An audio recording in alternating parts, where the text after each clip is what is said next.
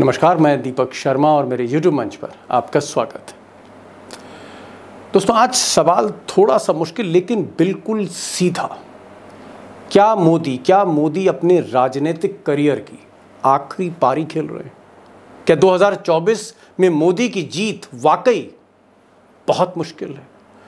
अब ये सवाल अगर आप गोदी मीडिया से पूछेंगे या फिर अमित शाह से ही सीधे पूछ लेंगे तो जवाब कुछ यूं होगा। पहले जवाब सुनते हैं, फिर सच जानते हैं। मैं मानता हूं कि 2024 में कहीं कोई स्पर्धा नहीं है। देश एक तरफा मोदी जी के साथ आगे बढ़ा। मिशन 2024 की तैयारी में जुटी बीजेपी ने 400 प्लस सीटों का टारगेट तय किया है 2024 के लिए। भारतीय जनता पार्टी और एनडीए दोनों की सीटों में बढ़ोतरी होगी, कमी कहीं पर भी नहीं। तो आप कह रहे हैं कि 303 से भी ऊपर जाएंगे? जी। अब अमित शाह कैमरे के सामने बोल रहे हैं कि 2019 में बीजेपी को 303 सीटें मिली थी और इस बार ये सीटें 300 पार करने जा रही हैं। और जहाँ तक सबसे तेज चैनल का सवाल है तो उसका कहना है कि बीजेपी का जो मिशन है 400 प्लस, उस मिशन पे बीजेपी फोकस कर रही है। 400 प्लस सीटें 2024 में, इस तरफ इशारा किया जा रहा है। लेकिन मोदी और शाह के आगे जो गोदी मीडिया झुकी हुई है, इससे बिल्कुल अलग दोस्तों आज जो मैं तथ्य आपके सामने रखने जा रहा हूं, जो मैं ज़मीनी हकीकत दिखाने जा रहा हूं, आप तो वो देख के दंग हो जाएंगे। मोदी जी के जो समर्थक हैं, जो फॉलोअर हैं, जो भक्त हैं, ज़मीन उनके पांव के नीचे से भी निकलेगी। अब दोस्तों, मोदी जी भले ही लोकसभा में आज भी प्रचंड बहुमत के साथ खड़े हों, 300 से ज़्यादा सीटों के साथ वो दिल्ली में हो लोकसभा में, लेकिन पूरे देश में जो उनकी स्थिति है, अगर उनके फॉलोअर्स देखेंगे, पार्टी के कार्यकर्ता देखेंगे या समर्थक देखेंगे तो उनको अंदाज नहीं होगा इस बात का कि बीजेपी की ज़मीन, मोदी जी की जो ज़मीन है, वो देश में तेज़ी से सिमटती चली जा रही है। 2014 से 2018 के बीच में जहां मोदी जी जिस मजबूती के साथ खड़े थे, जितने रूल्ड स्टेट उनके थे, आज स्थिति बिल्कुल उल्टी है। और अगर आप ये मानचित्र देखेंगे तो इसमें आपको साफ दिखेगा कि गुजरात और उत्तर प्रदेश, ये दो बड़े राज्य हैं जहां बीजेपी के पास मेजॉरिटी है।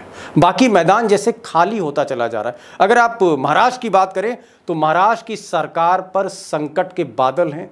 किसी भी वक्त कोई फैसला आ सकता है और जैसा कि अंदेशा है कि अगर शिंदे के 16 विधायक शिंदे गुट के डिस्क्वालीफाई हुए तो महाराष्ट्र में सरकार जा सकती। वैसे भी ये जो सरकार है, वैसे भी जो महाराष्ट्र की जो ज़मीन है, ये जो मानचित्र है महाराष्ट्र का, तोड़ फोड़ करके इसको रंगा गया है। ये बीजेपी का खुद का नहीं था, यहाँ पर उद्धव की सरकार थी। अगर आप कर्नाटक देखेंगे तो कर्नाटक में आप देखेंगे कि बहुत ही बुरी हालत में बीजेपी है और जैसे कि ओपिनियन पोल बता रहे हैं, एक्सपर्ट्स बता रहे हैं कि बीजेपी यहाँ चुनाव हार सकती है। और मध्य प्रदेश, यहाँ पर भी तोड़फोड़ करके सरकार बनाई थी और ये सरकार डगमगाती रही, भले ही उसके मुख्यमंत्री शिवराज सिंह चौहान आज हैवी एंटी इनकम्बेंसी।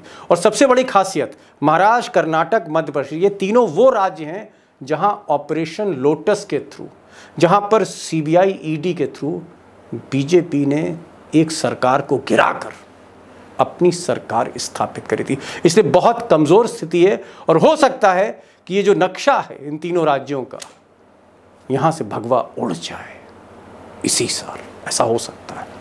अब ये नक्शा देखेंगे तो एक झटका और लगेगा। इसमें जो बिहार अब तक बीजेपी के पास था वो भी निकल चुका है मोदी जी के हाथ से। वहाँ नीतीश कुमार और तेजस्वी ने हाथ मिला लिया है और भगवा वहाँ पर अब सैफरन कलर नहीं है, वहाँ पर अब आरजेडी और जेडीयू की सरकार है। हिमाचल प्रदेश, जहाँ पर बीजेपी की वापसी की बात कही जा रही थी, वहाँ भी मोदी जी उसी तर्ज पर हिमाचल हारे जैसे वो एमसीडी का चुनाव दिल्ली में हार गए। और सबसे बड़ी बात, झारखंड और राजस्थान, यहाँ पर ऑपरेशन लोटस, एक बड़ा ज़बरदस्त ऑपरेशन अमित शाह ने किया झारखंड में सरकार को तोड़ने का, गिराने का। यहाँ तक कि मुख्यमंत्री जो थे वहाँ के हेमंत सोरेन, उनको जेल भेजने की तैयारी थी, लेकिन किसी तरह से हेमंत सोरेन जो है ऑपरेशन लोटस को नाकाम करने में उसी तरह सफल हुए जिस तरह अशोक गहलोत ने राजस्थान में ऑपरेशन लोटस को नाकाम कर दिया। तो ये दो राज्य भी बीजेपी चाह कर भी अपने हाथ में जबरन नहीं ले पाई। और नॉर्थ ईस्ट की बात इसलिए करना मुझे लगता है बेमानी होगा क्योंकि नॉर्थ ईस्ट में जितने भी राज्य हैं छोटे, चाहे मेघालय हो, चाहे त्रिपुरा हो, चाहे नागालैंड हो, ये ज़्यादातर इनका जो एडजस्टमेंट है, अकोमोडेशन है, इनकी जो अलायंस है वो केंद्र सरकार के साथ चलती। तो सरकार के साथ इसके नक्शों के रंग बनते हैं और बिगड़ते रहते हैं। तो इसलिए मैं नॉर्थ ईस्ट को डिस्कस नहीं कर रहा हूँ, मैं सीधे उत्तर भारत की बात करूँगा, दक्षिण भारत की बात करूँगा और पूर्व और पश्चिम की बात करूँगा आज। अब दोस्तों, जैसा कि कर्नाटक के ओपिनियन पोल्स आ रहे हैं, कर्नाटक के जितने भी सर्वे आ रहे हैं, चाहे वो बीजेपी का सर्वे हो, कांग्रेस का सर्वे हो, गोदी मीडिया का सर्वे हो, एक बात साफ उभर के आ रही है कि बीजेपी बेहद कमज़ोर हालत में है वहाँ पर और ये चुनाव हार सकती है और नतीजा महीने भर में आने वाला है। उधर महाराष्ट्र को लेकर बीजेपी में हलचल है, हड़कंप है। शिंदे और फडणवीस घबराए हुए हैं क्योंकि किसी भी वक्त सुप्रीम कोर्ट में जस्टिस चंद्रचूड़ फैसला दे सकते हैं और हो सकता है, आशंका जताई जा रही है जिसका अंदेशा चाणक्य को भी है, मोदी जी को भी है, कि शायद शिंदे गुट के जो 16 विधायक हैं वो डिस्क्वालीफाई हो जाएं। तो हो सकता है कि आने वाले महीने में ये जो एरिया आपको दिख रहा है कर्नाटक का और महाराष्ट्र का, इसका रंग भी उड़ सकता है और रंग उड़ेगा नहीं, चाणक्य का रंग उड़ा के जाएगा ये रंग। अब दोस्तों, सच्चाई ये है कि आज की तारीख में अगर हम बड़े राज्यों की बात करें तो गुजरात वो इंटैक्ट है मोदी जी के साथ, मोदी जी की वजह से या अमित शाह की वजह से, और उत्तर प्रदेश जहां योगी जो है सांप्रदायिक ध्रुवीकरण को लेकर, अतीक मुख्तार और आज़म खान को लेकर जिस तरह की वो बैटिंग बल्लेबाजी कर रहे हैं उत्तर प्रदेश में, उत्तर प्रदेश भी आप कह सकते हैं एक स्ट्रॉन्ग होल्ड है बीजेपी का और गुजरात एक स्ट्रॉन्ग होल्ड है। लेकिन जो बाकी मैदान है वहाँ पर बहुत तेज़ी से ये जो रंग है सैफरन, ये उड़ता चला जा रहा है। और अगर मैं आपको मैप दिखाऊं कि मार्च 2018 में क्या स्थिति थी, तो वाकई मोदी उस वक्त मजबूत स्थिति में थे और तब उन्होंने जो नारा दिया था कांग्रेस मुक्त भारत का या विपक्ष मुक्त भारत का, वो हकीकत दिख रहा था क्योंकि उस वक्त 21 राज्य थे मोदी जी के पास, 70% आबादी में भाजपा सरकार थी प्रदेशों में और 76% एरिया में डबल इंजन की सरकार थी। जी हाँ, 76% एरिया, भारत का जो क्षेत्रफल है उसका 76% डबल इंजन के हाथ में था।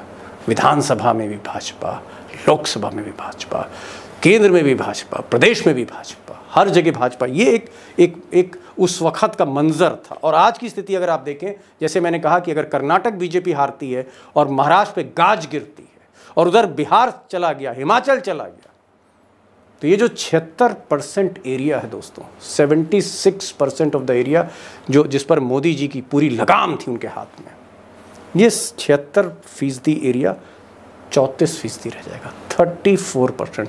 तो कहाँ 76%, कहाँ 34%। जी हाँ, ये स्थिति हो सकती है और तब आप अंदाज़ा लगा सकते हैं कि मोदी आखिर किस ज़मीन पर खड़े हैं।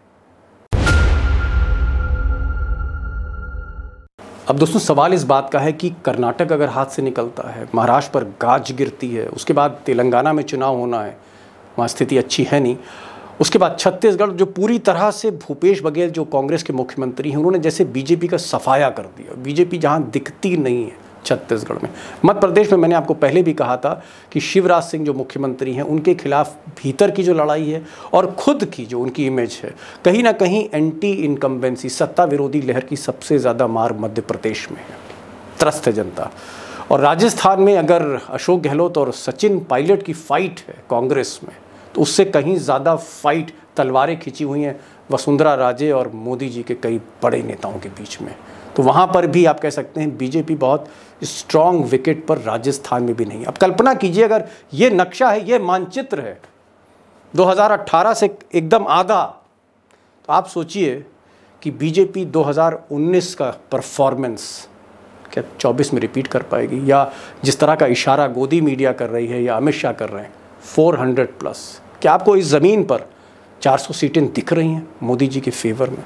और मुझे लगता है कि 400 की बात हम ना करें, मोदी जो मेजॉरिटी मार्क है, जो मैजिक मार्क है 272 का, वहां तक अगर पहुंच जाए, यही बहुत बड़ी उपलब्धि होगी। अब दोस्तों, कहाँ तो अमित शाह 300 से ज़्यादा सीटें लाने की बात कर रहे हैं, गोदी मीडिया इशारा कर रही है कि 400 प्लस सीटें भी हो सकती हैं 2024 की। लेकिन आपने जो ज़मीनी हकीकत देखी, आपको जो मैंने मानचित्र दिखाया, जो पॉलिटिकल मैप दिखाया बीजेपी का, शायद आपको तब अंदाज़ा होने लगा होगा या हो रहा होगा कि इतना आसान ये सफ़र बिल्कुल नहीं है इस बार। और जो मैंने सवाल सबसे पहले उठाया था कि क्या मोदी जी अपने राजनीतिक करियर की आखिरी पारी खेल रहे हैं, पॉलिटिकल करियर की लास्ट इनिंग्स खेल रहे हैं, और क्या 2024 में फिर से शपथ लेना उनके लिए मुश्किल होगा।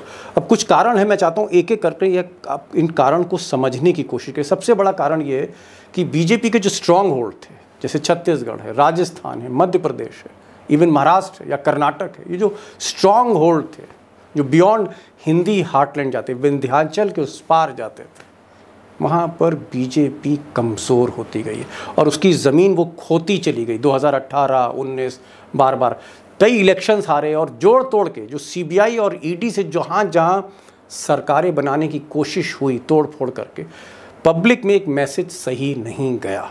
ये एक बहुत बड़ा कारण है। तो गुजरात और उत्तर प्रदेश छोड़ के बीजेपी की ज़मीन सिमट रही है।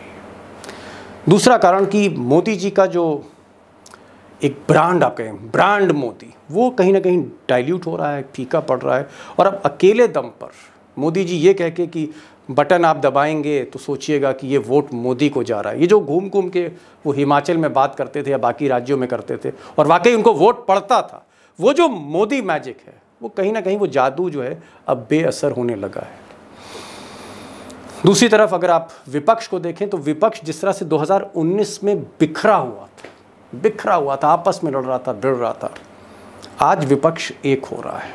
और चाहे वो नीतीश और खड़गे या राहुल गांधी की मुलाकात हो या शरद पवार जो कुछ करें दबाव में, अडानी से मिलें, लेकिन फिर भी शरद पवार भी खड़गे से मिल रहे हैं, उद्धव ठाकरे भी हैं, एक विपक्ष में थोड़ा बहुत आप कह सकते हैं एक रूपता दिख रही है। केजरीवाल तक खड़गे से बातचीत करने को तैयार है। तो ये जो विपक्ष एक हो रहा है, इसका सबसे बड़ा जो आप कह सकते हैं, अगर हम स्टैटिस्टिक्स देखें तो एक बात साफ है कि अगर विपक्ष एक छतरी के नीचे आया तो ये लड़ाई 37 बनाम 63 होगी, यानी 37% वोट बीजेपी के पास थे, 63% वोट बीजेपी के अगेंस्ट थे। ये 63% अगर एक होता है या एक होने की कोशिश करता है तो कम से कम आंकड़ों पे बीजेपी अपने को खुद को जीता हुआ नहीं देख सकती 24 में। एक और बड़ा कारण, बीजेपी के जो सहयोगी दल थे, पंजाब में अकाली दल था, बिहार में नीतीश कुमार थे, महाराष्ट्र में शिवसेना थी, ये जो सहयोगी दल थे, ये जो अलायंस पार्टनर थे बड़े पुराने, जो बड़ा क्रूशल सपोर्ट देते थे बीजेपी को, सब के सब एक एक करके बिछड़ गए। और आज की तारीख में सबसे ज़्यादा अगर मोदी जी को दिक्कत हो रही है तो 40 लोकसभा सीटों वाले बिहार में है, 48 सीटों वाले महाराष्ट्र में हो रही, साथी निकल गए और कहीं ना कहीं मोदी जी अकेले खड़े। और जिन साथियों को लाने की कोशिश कर रहे हैं उनकी साख जो है आप कह सकते हैं पूरी तरह से उस पर बट्टा लगा, जैसे एकनाथ शिंदे, और भी कई नाम मैं ले सकता हूँ। और फिर 10 साल हो जाएंगे 2024 में मोदी जी के राज के, और इन 10 सालों में जो डेवलपमेंट है वो कहीं दिखा नहीं। महंगाई बहुत बढ़ी, इन्फ्लेशन बढ़ा है, बेरोज़गारी जैसे मुद्दे हैं, और सबसे बड़ी चीज़ कि मोदी जी का जो यूएसपी था, ना खाऊंगा ना खाने दूंगा, उसी पर सवालिया निशान लग गए। चाहे वो अडानी का मामला हो, चाहे वो अनिल अंबानी का मामला हो, चाहे वो डिग्री का मामला हो। ये जो भ्रष्टाचार के आरोप मोदी जी पे लगे, जिसका किसी ने सोचा नहीं था, विपक्ष की भी हिम्मत नहीं थी आज से 2 साल पहले तक, वो जो भ्रष्टाचार के आरोप लगे बड़े गंभीर किस्म के, और मोदी जी की जो खामोशी है अब तक की, चुप्पी है, उसने भी कहीं ना कहीं जो ब्रांड मोदी है उसको डाइल्यूट किया है। और दोस्तों एक बार फिर से कर्नाटक की बात इसलिए क्योंकि कर्नाटक में चुनाव जो है शबाब पर है, लेकिन मोदी जी और अमित शाह नहीं है। बहुत ही अनयूजुअल है कि चुनाव हो, बीजेपी की साख फंसी हुई हो, बीजेपी की वहाँ सरकार हो, मोदी और शाह गायब है। मोदी जी केरल जा रहे हैं, कल वो मध्य प्रदेश में रहेंगे, फिर केरल रहेंगे, 2 दिन केरल में रहेंगे। कायदे से उनको बेंगलोर में रहना चाहिए था, मैसूर में रहना चाहिए था, कर्नाटक में दौरे करने चाहिए थे। कहाँ वो 40 रैली करने जा रहे थे, अभी तक उन्होंने रैली शुरू नहीं करी, जबकि चंद दिन रह गए हैं वोटिंग में कर्नाटक में। और उधर अमित शाह जो चाणक्य हैं, वो बजाय बेंगलोर के वो तेलंगाना में, इससे पहले वो उत्तर प्रदेश में थे, उससे पहले वो पूर्वोत्तर में थे, उससे पहले वो महाराष्ट्र में थे, उससे पहले अमित शाह कुछ दिन पहले गोवा में थे, कर्नाटक के चारों तरफ घूम रहे हैं, कर्नाटक नहीं जा रहे, न शाह जा रहे हैं न शहनशाह जा रहे हैं। अगर ये इतनी देर से वहाँ जाना चाहते हैं तो मुझे लगता है फिर वो औपचारिकता होगी, औपचारिकता निभाएंगे लगता है इस बार मोदी और शाह कर्नाटक में। बड़ा सवाल। तो दोस्तों ये एक तस्वीर का एक दूसरा पहलू था। एक तस्वीर जो है वो आपको गोदी मीडिया दिखा रही है। अमित शाह जी बता रहे हैं कि हम 300 से ज़्यादा सीट लाएंगे, गोदी मीडिया कह रही है कि 400 से भी ज़्यादा सीटें हो सकती हैं। ये मिशन है बीजेपी का। लेकिन मैंने कोशिश करी आपको ज़मीन दिखाऊं कि ज़मीनी सच क्या है, ज़मीन पर प्रदेशों में बीजेपी कहाँ पर खड़ी है और कैसे बीजेपी का जो मानचित्र है, जो एरिया है, सिमटता चला गया। 76% से 34% आ सकती है, ऑलमोस्ट हाफ, आधा। तो ये एक सच्चाई थी जिसको छुपाया जा रहा था आपसे, और इसीलिए मैं चाहूँगा कि इस वीडियो को आप शेयर करें कि लोग देखें कि वाकई पर्दे के पीछे हकीकत क्या है, बीजेपी आज की तारीख में हिंदुस्तान में कहाँ खड़ी हुई है। और ये मैंने आज कोशिश करी आपको, आपकी प्रतिक्रिया, आपके मैसेजेस मुझे मिलते रहें। आप इसको लाइक करें, चैनल को सब्सक्राइब करें, दोस्तों से कहें इसको शेयर करें, और आपका ये जो हौसला है मुझे मोटिवेट करता है, और इस तरह के मैं वीडियो लाता रहूँगा। वैसे भी इलेक्शन का साल है, उसके बाद तो सुपर फाइनल है, तो मेरी कोशिश रहेगी कि आपको फैक्ट्स और फिगर के साथ तस्वीर आपके सामने रखूँ, और इसी तरह से आप इस चैनल को देखते रहें, अपने दोस्तों से कहें कि इसको सब्सक्राइब करें। बहुत बहुत शुक्रिया। फिर मिलते हैं एक नई वीडियो के साथ, तब तक के लिए नमस्कार।